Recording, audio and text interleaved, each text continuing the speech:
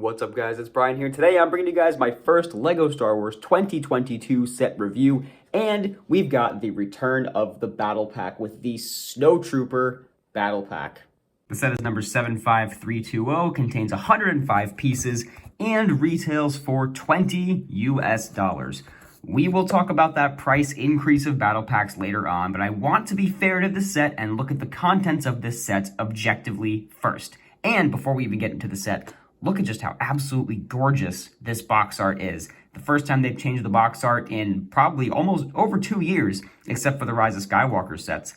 But I love the angles that they're using now with the box art in the bottom corner here, as well as the pieces and studs up there. It's very nostalgic while also being modern, and I absolutely love it. But enough about the box art, let's get into the actual contents of this set. The set contains 3 Snowtroopers and 1 Snow Scout Trooper, which at this point is new and exclusive to this set. And the set contains 3 builds, which is a lot for a regular purist battle pack. Usually they have either 1 build or at the very least, or at the very most, 2 small builds like the Mandalorian battle pack from last year. However, let's take a look at these 3 builds, and some of them are better than others. The first one, which I think is actually kind of the weakest build, is the E-Web cannon. I know it's not labeled as an E-Web, but like that's kind of what we know they were probably going for. This doesn't really look anything like an E-Web. I'm not even sure if it's really supposed to be, but it doesn't even have like a power pack, like with a tube or a wire or anything. But it does contain the new stud shooter, which is new for 2022. I'm not gonna like fire this across my room because it is significantly more powerful than the old stud shooters. Like it shoots much, much farther than the old stud shooters do. And it's kind of the same mechanism as the old stud shooters. You put this little piece, it comes with an extra one. I'll show you what the piece looks like. It looks like this, and you put it into the stud shooter piece, and it really packs a punch. It fires hard and it fires far. So just be aware of that. If you're gonna fire the stud shooter, be prepared. It fires very hard. The build for the E-Web is not the best.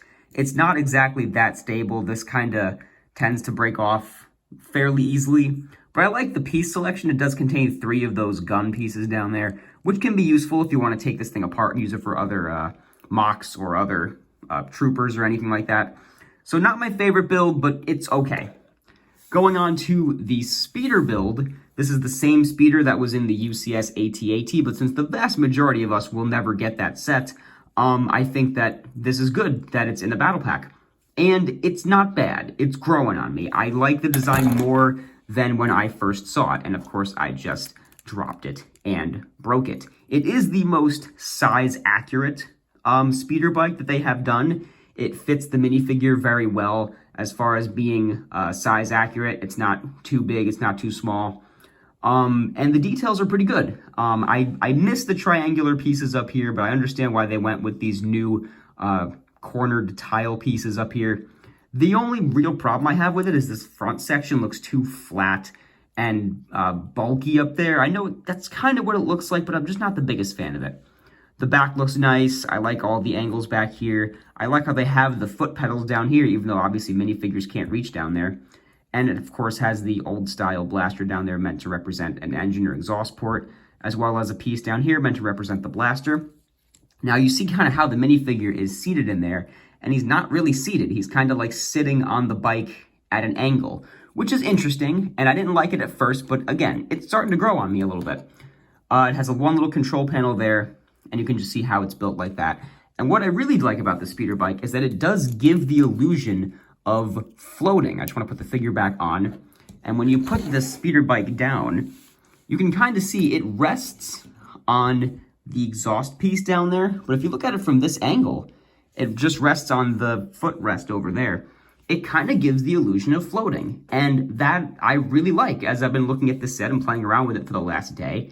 I really like that, actually. So the speeder bike is not bad, and it would make sense to want to get multiples of these if you get multiples of this battle pack. So a good inclusion for the speeder.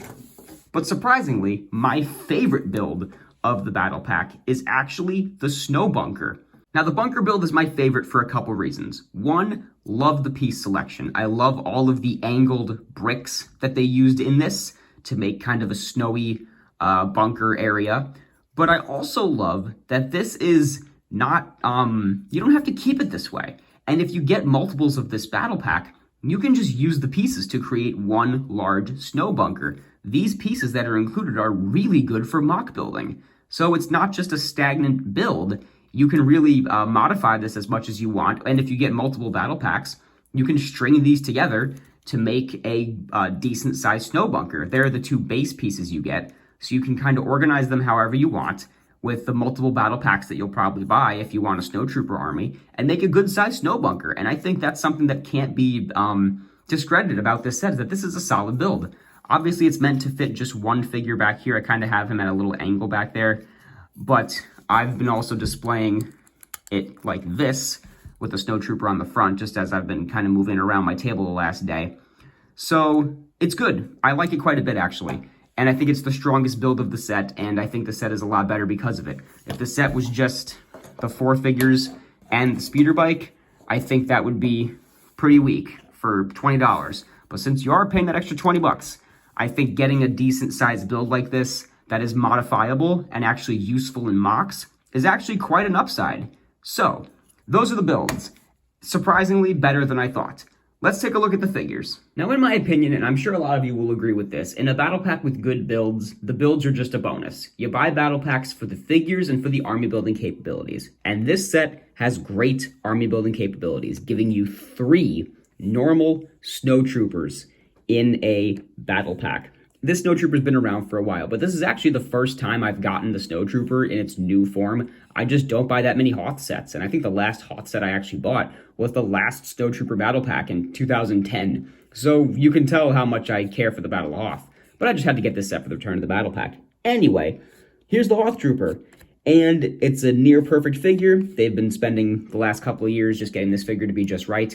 The one main big flaw of the Snowtrooper in this set is that they didn't come with waist capes.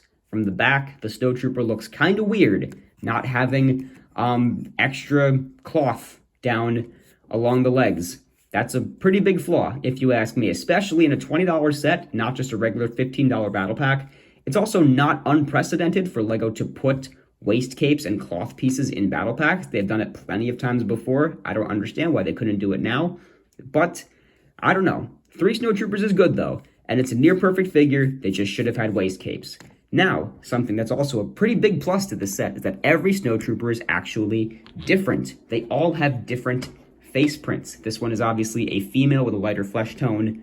This one is a male with the lighter flesh tone. I'm just going to set him down there for a second so I can grab the other one, or maybe not.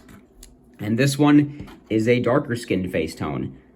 I think that this is a serious, big point of this set is giving different face prints to all the Snowtroopers. And the Scout Trooper has a different face print as well.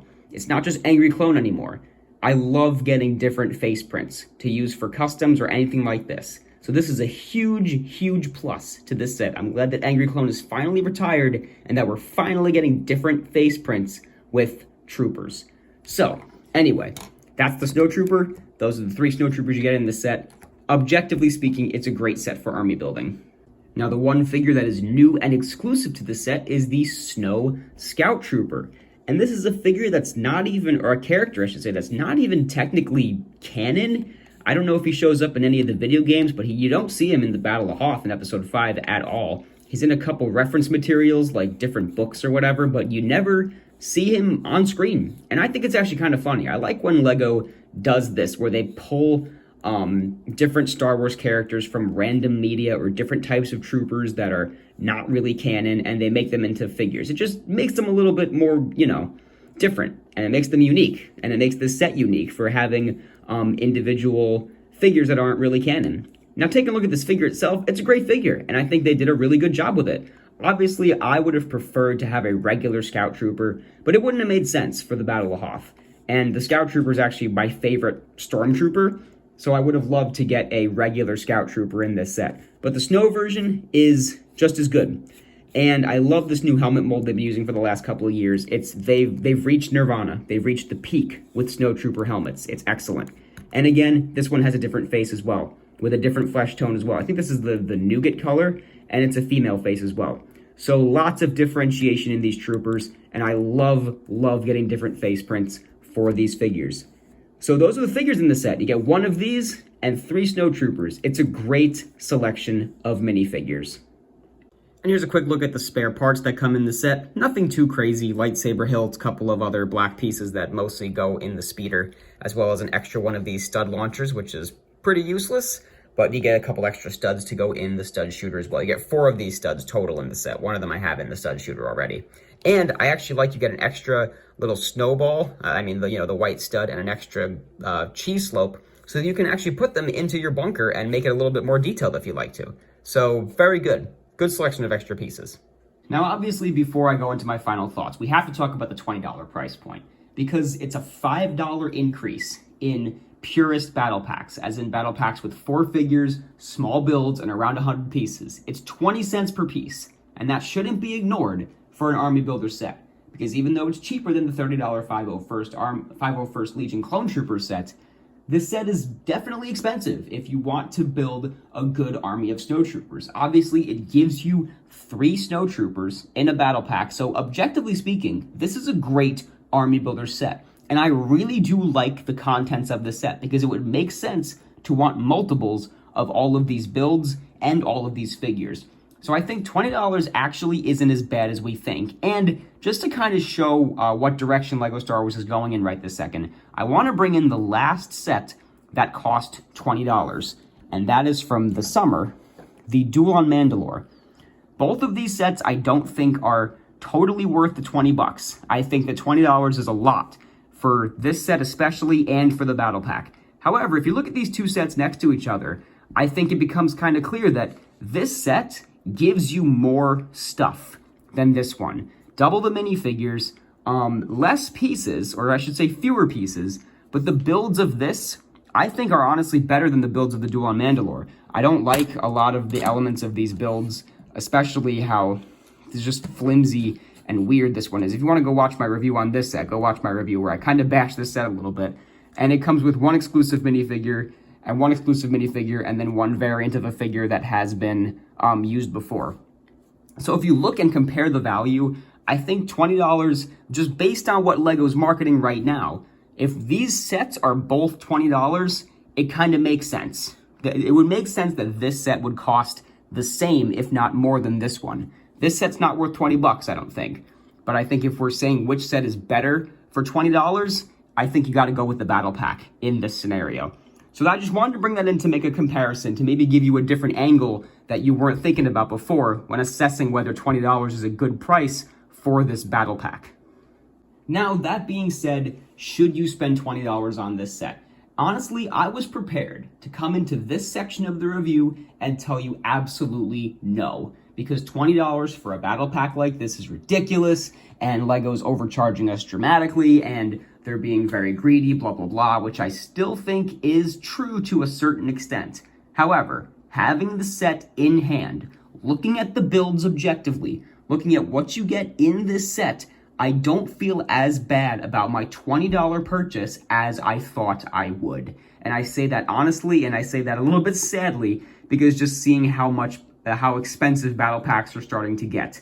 20 bucks is not bad. I think that you should pick up one of these now. On release, go to your Target, go to LEGO stores. They're going to be in stock for a while. I don't think it's going to sell out anytime soon. I could be wrong, but I don't see it selling out quickly anywhere right this second. I think you can't go wrong with one of them for 20 bucks. If you want a Snowtrooper army, this set will probably be on sale for like $16 soon. Amazon, Target, Walmart, look there to find the set on sale, because I know a lot of you want an army of Snowtroopers, and honestly, when the set goes really down in price next year, maybe I'll get a couple more, because I like the builds. I want to see if I can build a better bunker with this, and I'm very curious to see what people do with multiples of this set. So I think 20 bucks is not as bad as we were all complaining about. And I really hate saying that, because I miss the days when battle packs were, $10, $12, $13, even $15. But this is what we're living in now. Stuff's getting more expensive, and I don't feel as bad about this purchase as I thought. If you want to get one, go for it. You can't go wrong. If you want to get multiples, wait. Wait for it to go down in price. Don't spend 20 bucks on multiples of these. So that's going to just about do it for my thoughts on this set. Let me know what you guys think down below. How many of these will you guys be picking up? Will you even be picking up one? Let me know in the comments section below.